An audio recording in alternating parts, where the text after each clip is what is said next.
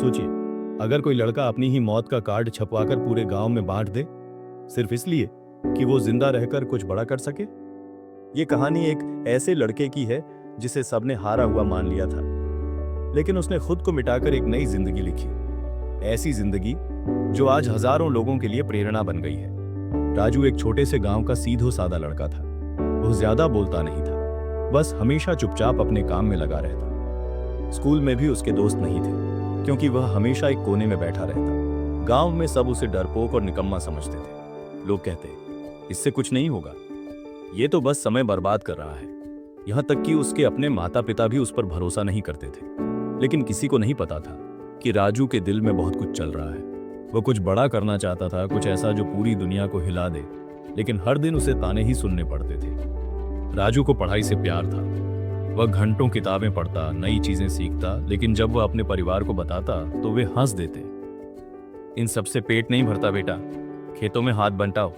एक दिन स्कूल में उसके टीचर ने सबके सामने उसका मजाक उड़ाया। तू तो कुछ कर ही नहीं पाएगा राजू। उस दिन राजू अंदर से टूट गया। उसने सोचा, शायद सब ठीक कहते हैं, मैं वाकई में किसी काम का नहीं हूं। और अगले ही दिन राजू ने कुछ ऐसा किया जिसे सुनकर पूरा गांव हिल गया। राजू ने अपनी मौत का कार्ड छपवाया। उस कार्ड में लिखा था, राजू अब इस दुनिया में नहीं रहा, उसे दुनिया की बातें मार गईं। अब वह उस डरपोक इंसान के शरीर को छोड़कर एक नया जन्म ले रहा है। गांव वाले चौंक गए, क्या वाकई राजू मर गया? लेकिन कुछ ही दिनों में उन्होंने देखा कि राजू अब गांव में नहीं था। उसने सब कुछ छोड़ दिया, घर, पहचान और वो पुराना डरपोक जीवन। राजू शहर पहुंचा। वहां उसने एक चाय की दुकान पर काम शुरू किया। दिन भर काम करता और रात को एक कोने में बैठकर पढ़ाई करता। उसके पास ना पैसे थे ना सहारा, लेकिन उसके पास अब एक ही चीज थी, हिम्मत। वह हर दिन खुद को थोड़ा और बेहतर बनाता।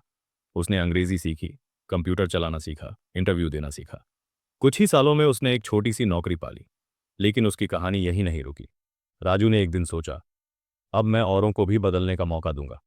उसने एक एजुकेशन स्टार्टअप शुरू किया जो गांव के बच्चों को मुफ्त में पढ़ाता था और उन्हें आत्मनिर्भर बनाता था।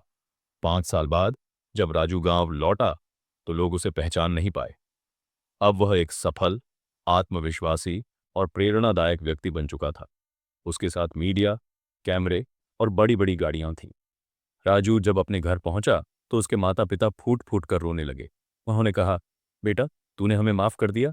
राजू मुस्कराया और बोला, मैं मरा नहीं था माँ, मैंने बस उस कमजोर राजू को खत्म किया था ताकि एक मजबूत राजू जन्म ले सके। पूरे गांव ने तालियां बजाईं। वो लड़का जिसे सबने कभी नाकाम कहा था, आज गांव का गौरव बन गया था। लोग कहते थे, किसी की खामोशी को उसकी कमजोरी मत समझो, कभी कभी चुप रहने वाला ही इतिहास लिख जाता है।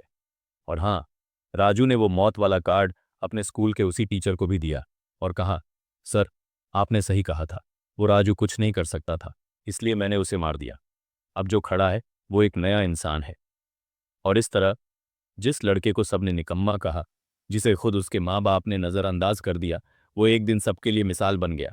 उसने कोई चमत्कार नहीं किया, बस खुद को खो दिया ताकि खुद को पा सके।